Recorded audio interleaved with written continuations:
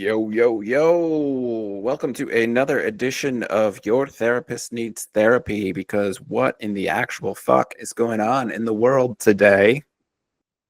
I'm your host, Jeremy Schumacher, licensed marriage family therapist. I do have a therapist. She's lovely. Uh, Back with another solo episode where I talk about politics because I am a little more fiery than some people maybe publicly want to be. And also, we have to talk about all this stupid shit that affects our mental health because fascism is bad for health and wellness. In spite of what the Make America Healthy Again. Can we just call it a pogrom yet? Can we call it? I don't know how to say that word out loud. It's a word I read all the time. Yeah. Let's talk about how autism is not caused by Tylenol. Just like underline that 6 times and highlight it and tell all your pregnant friends and anybody who you know who might have a child in the future that it is perfectly fine and healthy to not only take Tylenol, but also generic acetaminophen. That might be a hard word for some people to say. He said, pretty sarcastically, the Trump administration, Donald Trump and RFK Jr., after RFK Jr. several months ago said we'd have a cure for autism in September, which isn't how science works. I have written and been published in peer-reviewed journals, and you get published when the study's done, which is not always under your control because science is weird and unexpected things happen. So we knew this was never going to be legitimate because you don't announce months ahead that you're going to make a big announcement, especially for something as complex as neurodivergence. So yeah, like this was always going to be illegitimate. I think there were some whispers and there were some early leaks because this is the leakiest White House of all time. On Tylenol was going to be the thing. They backed off some of the anti-vax talking points because they're pretty unpopular and they've been roundly disproven. And they landed on Tylenol through the same flawed science that got them to being anti-vax, which is just a basic misunderstanding about correlation and causation, and that correlation does not equal causation, and that good science works to establish causation. And this was never, ever, again, what they were interested in. We'll get into that. But acetaminophen is overwhelmingly safe to take as prescribed. It's safe to take over the counter. Again, follow the rules that are on the bottle. You can harm your liver and do some kidney damage by overdoing it for sure. So again, there's, with all medications, there's some risks at play here, but that's well above and beyond what is prescribed. And we see, again, a basic misunderstanding of correlation and causation, but also a basic misunderstanding of statistics, because one of the things that Tylenol, one of the reasons Tylenol and acetaminophen in general, like I'm going to keep saying Tylenol because Trump kept saying Tylenol. He literally had to walk back to the podium and correct it to say, like, Tylenol is acetaminophen. So everything I just said also counts for that. He couldn't say acetaminophen because very famously he is not good at reading because he's a moron and has been for his entire life. And so he didn't want to say acetaminophen because he doesn't know how and he can't read it. So he just kept saying Tylenol. There's no way Tylenol doesn't come back and sue them, hopefully just like into being, I don't know.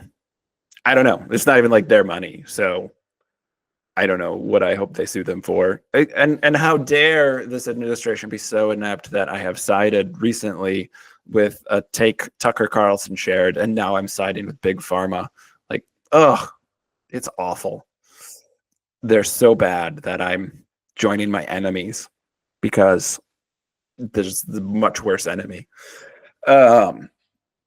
But yeah, so they came out with their pre-planned WrestleMania style announcement. Again, this is a distraction for me to talk about how Trump is in the WWE Hall of Fame, but like it is very pro wrestling, carny sort of showman They had posters. They become a little bit of a meme, which I don't love. I don't think we should memify Trump or RFK, because I think it diminishes like how much active damage is being done right now to make it an online joke right away. But also the memes were kind of funny, just because I saw them in a lot of wrestling communities, and a lot of the neurodivergent folks I know have loved to have the autism announcement photograph up for like whenever my hyperfocus is mentioned in conversation, autism announcement, which is funny. We can memify it hopefully when they're both no longer doing harm, which at this rate is probably when they're dead, because the Senate didn't overturn RFK in his appointment, even though they definitely should have. So who the fuck knows? Maybe Tylenol will be their downfall in suing them, not because it causes harm. So Tylenol and acetaminophen are one of the few drugs that pregnant women can take while they are pregnant. It has very little to no impact on the baby's brain development. It has very little to no impact as far as side effects go for the women themselves, birthing people themselves. And so it's a safe drug in a way that things like ibuprofen and some other drugs are not while you are pregnant. And this is a larger act of political violence against women. This is a continuation of political violence against women by this administration, taking away right to reproductive health through banning abortion, working currently tirelessly to ban birth control, and now taking away a basic pain reliever. And again, I've heard things about how I think RFK and Dr. Oz have talked about how this can damage the baby, and just for a slight fever, we're just giving them acetaminophen for a slight fever. One of the things we do know about in utero development and babies who are not born yet and how their brains develop is that the mom being sick can be detrimental to that baby's health and their development. And even a slight fever can have pretty negative outcomes, let alone a high fever. A high fever for several days can be very detrimental to that baby's health. And even if that baby is born healthy, whatever that means, that baby is born, the birth delivery process goes smoothly, that a mom who is sick for a long time during pregnancy, that illness that was attacking the mom's body also attacks the baby's body. And so we know that something like an untreated high fever can have negative outcomes for a developing baby's brain and body. And so what is far more dangerous is an untreated fever than whatever risks they're trying to talk about acetaminophen, which again, there aren't any if you take it as prescribed, let alone if you're doing the over-the-counter as prescribed on the bottle. Like, it's such a safe drug that you don't need a prescription for it. So whatever risks they're trying to highlight there are so minimal versus a very obvious, well-established over decades and decades of good established science that an untreated fever can do harm. And we saw this with COVID, right? The number of people, Aaron Rodgers, Joe Rogan, the idiots around the world who are like, the vaccine can harm your heart. General misunderstanding of how statistics work to say that is a minute possibility for a tiny subset of the population, which is the thing that is true for vaccines everywhere. Again, drugs everywhere. Medications of all kinds.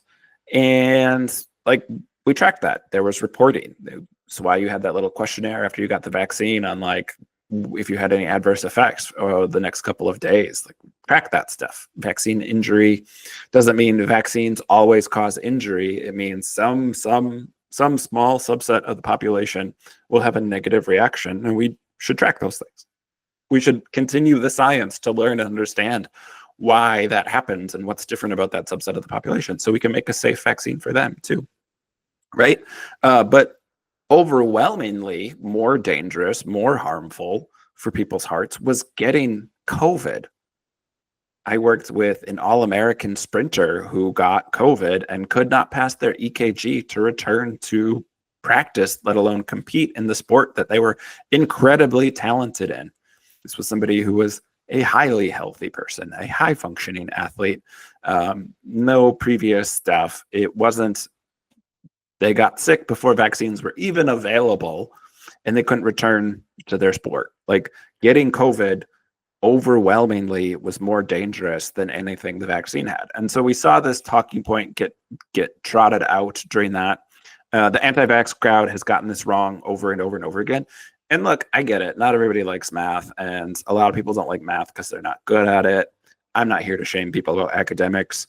As somebody who didn't struggle in school, I'm not throwing shade. If this was a struggle for you, I couldn't understand organic chemistry.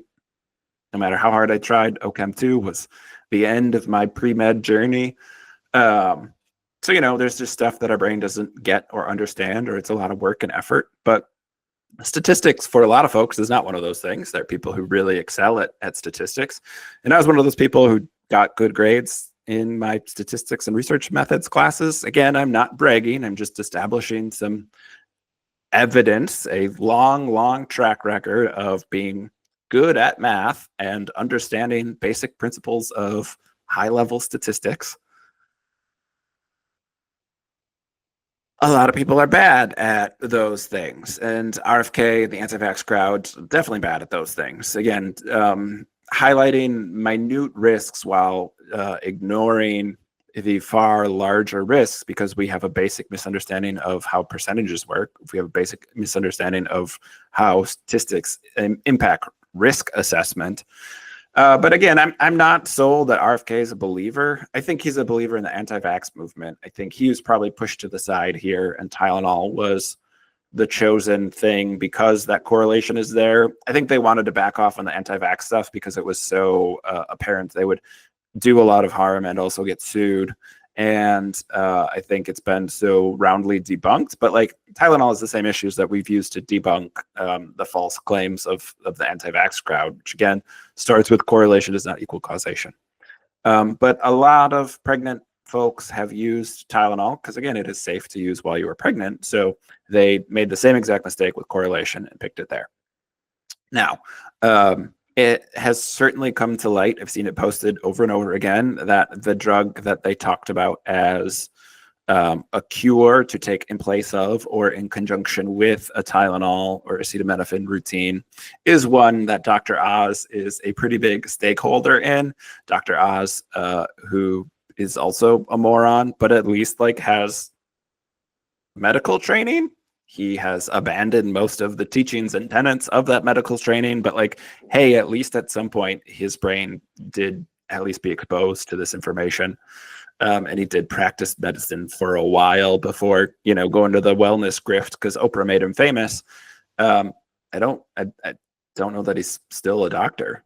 But he's, head of CMS now. And again, like that's an appointment that he should have never been approved for. But here we are, pretty blatant corruption, which again, this administration has gone full mask off on the corruption piece. They're full mask off on white supremacy. They're full mask off on hating women. Like there is a full mask off on a lot of things, but the United States government has been corrupt for a long time, right? Politicians are corrupt. The state as an entity has been corrupt. Again, before chips came out and propaganda like Law and Order normalized a lot of this stuff, like cops were hated universally and also known to be like just blatantly corrupt. And we still know this stuff. We know state actors are blatantly corrupt. We know politicians are corrupt. Citizens United tried to legalize some of it. There's a court case that came across the Supreme Court a few years ago where they basically said bribes aren't bribes if they happen later. And so as long as you wait 3 years or 3 months on your bribery, then it isn't a quid pro quo. Because again, like Clarence Thomas is getting fancy RVs. He's a simple guy. He hates his wife and other Black people and also likes his RVs. So, what a stupid timeline to be in. But yeah, that's just blatant corruption. Previous presidents, while still probably being corrupt in ways that were not so publicly obvious, did try and go through with the illusion of releasing stake they had in companies, getting rid of property, not being in charge of companies that would stand to gain. Trump, again, didn't do much of that in 2016. He, quote unquote, stepped down from running his Trump organization, but like he put his sons in charge and then he put his sons in government roles. So like, again, the grift has been very, very good for the coffers of the Trump family. And it's just been blatant corruption in a way that would not have flied anywhere else throughout history, except for like overt oligarchs and regimes that we would write in our American history books as being corrupt. So this is more of that. But it's also, I think, understanding some of the eugenics that RFK dabbles in, and understanding that Christian nationalism hates women. For anybody who's spent any sort of time in a fundamentalist religion, a high control evangelical setting, like women are second-class citizens and always have been. They are to be submissive to the men in their lives. Men are the head of the household. Men get the leadership roles. You know, I grew up fundamentalist, and in my church, women were not allowed to vote in church meetings. Their husbands got to vote for them. No mention of single women. They were not important enough to have in our bylaws. And women couldn't be ushers. I mean, women couldn't be pastors. Gosh, can you imagine? But definitely couldn't be ushers, because even having somebody who says it's time to get up and leave, or it's time to get up and go to communion, is technically having authority over a man, which cannot happen. And so again, like if you're at all familiar with the Christian nationalist grift here, and that movement into politics, that power grab that the New Apostolic Reform has, they hate women. They think they're second-class citizens. They want to, quote unquote, protect women as the weaker sex, which is like grossly misogynistic and also not based on anything, because we know how often women are harmed in these settings with no accountability for the men. So yeah, like this is a combination of Donald Trump and RFK hate women. Trump raped his first wife, raped E. Jean Carroll, raped a bunch of children. Allegedly, we can say definitively on the first two. I feel good on legal grounds for those first two, because those have been proven. And allegedly, you know, raped a bunch of children. And other people, like a serial sexual assaulter and somebody who's bragged about it. And he despises women. We know this by the actions he's had throughout his life. RFK also despises women. I've talked about RFK before, so I'm not going to do the whole deep dive, but he basically harassed his ex-wife into killing herself because he hates women. He cheated on her often and let her, you know, he kept a diary about it. He was awful, awful, awful to a lot of the women in his life. So we have these two bad actors who we know hate women, but zooming out to see like the misogyny inherent in this entire movement, and we can also say Stephen Miller hates women. He's just like an outright Nazi. Again, he quoted Gable, or he's quoting actual Nazi speeches from people like word for word, and we're just left to ignore that. I don't know. He literally hit word for word a Gable speech at the Charlie Kirk ceremony.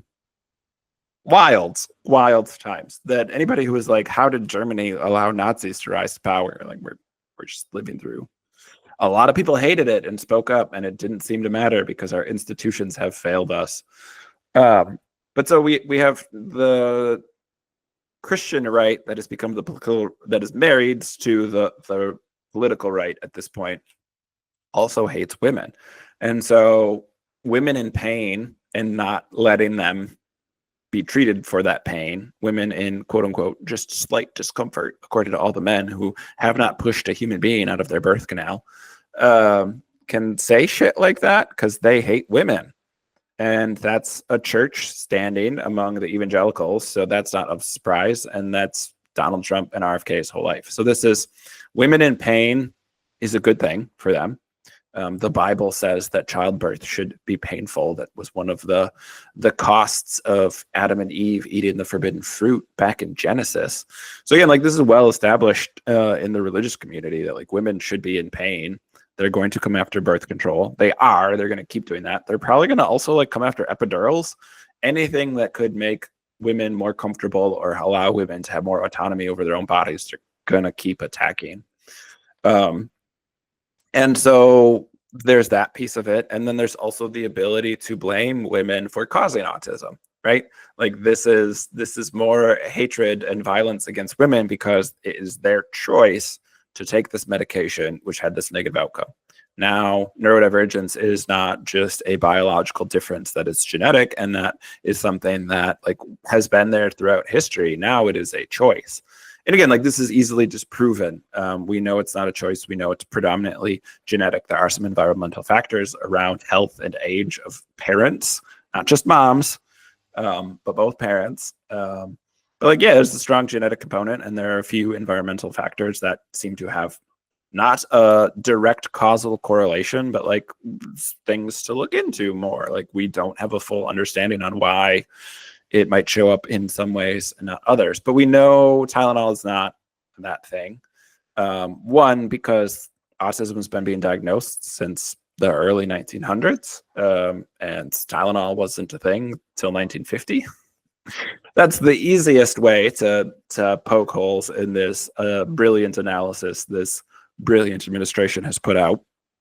But beyond that, I think there's the idea that like better research has been done. How the administration came here is they found a quack who wrote a paper, and like I love how they're like a Harvard study. Like this is not a study that Harvard put out. This is a study that a guy who worked for a bit at Harvard as a professor put out. But they're very for credentials and fancy colleges when it is for their benefit. Again, fascists do not need to be internally consistent. So while they continue to attack education, and specifically higher education, they will tout out, look, this came from the big fancy smart school, even though that's not true. But when it serves their purpose, they're going to do that. Basically did a meta study, which is sort of a way where you gather a lot of studies that have been done before. I'm going to say like you scrape some data. There's ways to do meta studies that are really good, and there's ways to do meta studies that are really bad. This was the latter. This is a really bad meta study. But beyond just like not being a way to establish correlation, to establish causation, because you cannot use a meta study for that. You're just grabbing a bunch of data, and like you can find correlation for sure there. You have all these data points, but you're going to have correlation for a bunch of unrelated things because you're not able to get causation. And so they took that, and then they cut a bunch of the data that didn't match this. So like you can look at what studies they talk about and which ones they said didn't meet our criteria, and like they cut all the studies that would have disagreed with them. So there's a really good study out of Sweden in 2024 that 30 years worth of data, much better data set that they had. They compared genetic siblings. And there's no correlation, or there's the correlation disappears, but definitely no causation around acetaminophen and autism. And so like, again, this has been dismissed as of like definitively last year. Again, there are things to study around acetaminophen use with pregnancy to keep women and children healthy, but like a ban is not about health and wellness. This is trying to play to the Maha crowd, the anti-vax crowd. And like, as far as I know, I mean, I continue to see zero groups who voted for these people actually hold them accountability. But the anti-vax crowd is unhappy with this because they wanted RFK to come out and say it's vaccines, and he did not do that. Trump talked around it a little bit, but in that sort of rambly old man who has dementia and was never very smart to begin with sort of way, which never really means much. But I suppose you could cherry pick. He does talk about vaccines, and he does talk about how we should space them out. That isn't in the study that they highlighted, and there's not anything. If you read the actual study and the actual press release, which I did not read it cover to cover, but I've talked to a lot of people who are medical doctors or OBs or smarter than me. Because again, when you're somebody who's in academia and you're somebody who likes learning, you do find people who are smarter than you, which is lovely. It's great to learn from those people. So it's been shown to me in the actual DHS release where they say there are studies that contradict this. Again, like they're trying to do the play to their base, but also like cover their ass because they know they're wrong. And this is just politics. Like this is not at all about science. And so the politics of harming women is a big win for the right. And all the people who wanted to vote for them because of abortion, like, this is what we all warned you about, that people didn't want to take seriously, that people still, I think, don't want to take seriously, that like this administration hates women and always has. And so for the white evangelical women out there who voted for Trump 3 times, like, I don't know, that's on you, y'all. I mean, it's on white evangelical men more, like that's the largest voting bloc that voted for Trump 3 times. But like, yeah, lots of white women who thought this wouldn't come back and haunt them. Sorry, it always was going to, and you were warned. And this is all part of Project 2025, right? Like, this is tearing down institutions that have worked against the religious right and the conservative movement, the continuing attack of that.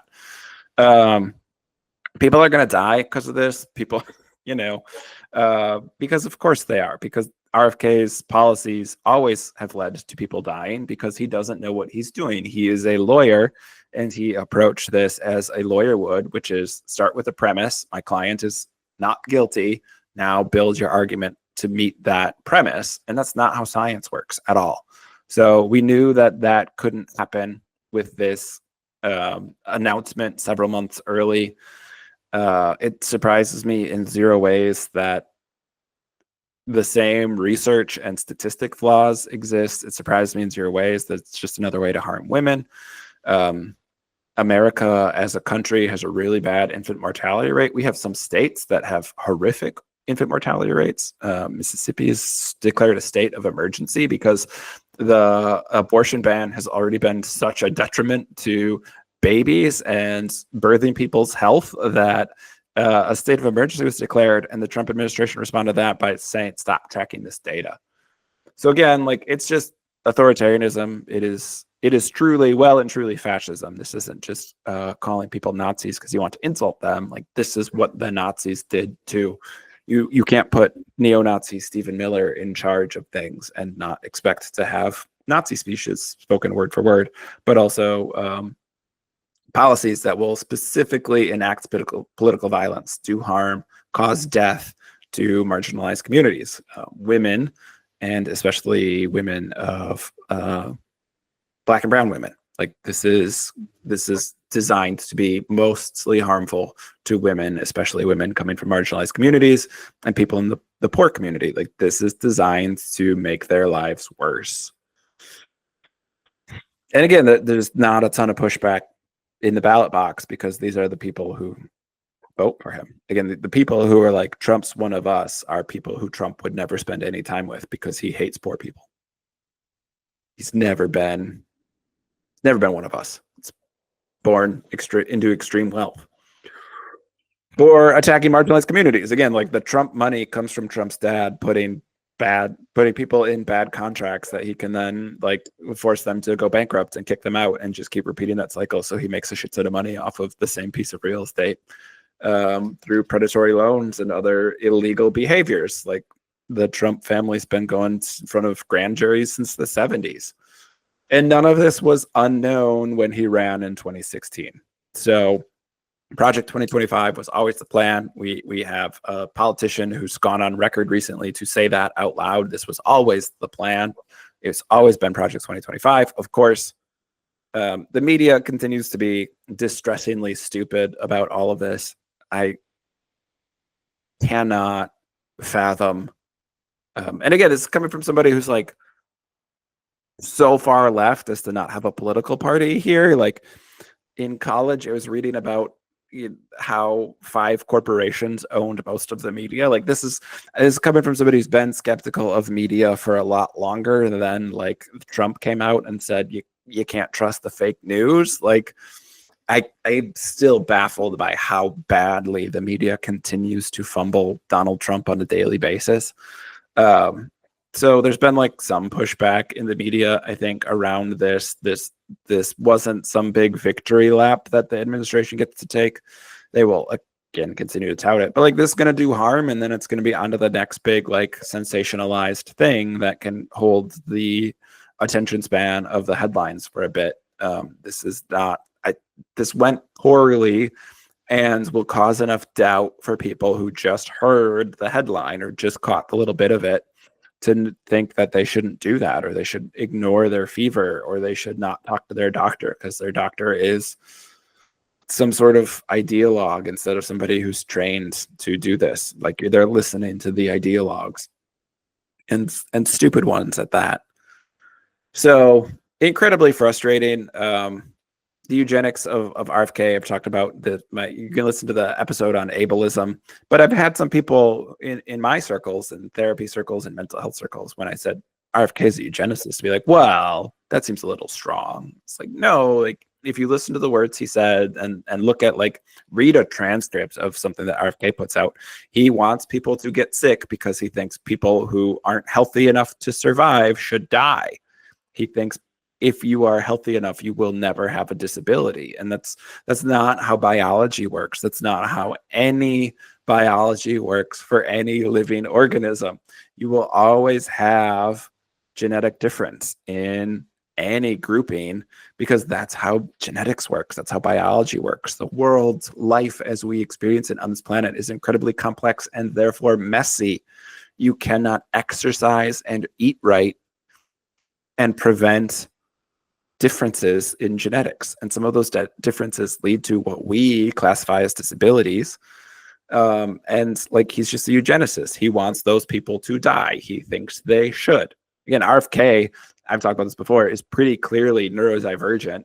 Never got that diagnosis. And, like, again, because he's born with not even a silver spoon, like a platinum spoon, whatever is worth a lot more than silver. He's never had to face any consequences for it. Like, I wasn't very good at school till I started doing heroin and then my grades got better. Like, thinks he's not ADHD. Come on, bro. Also, just like roided out of his mind. This also came to my awareness recently that not everybody knows RFK is just taking copious amounts of steroids. Dude used to be like skinny.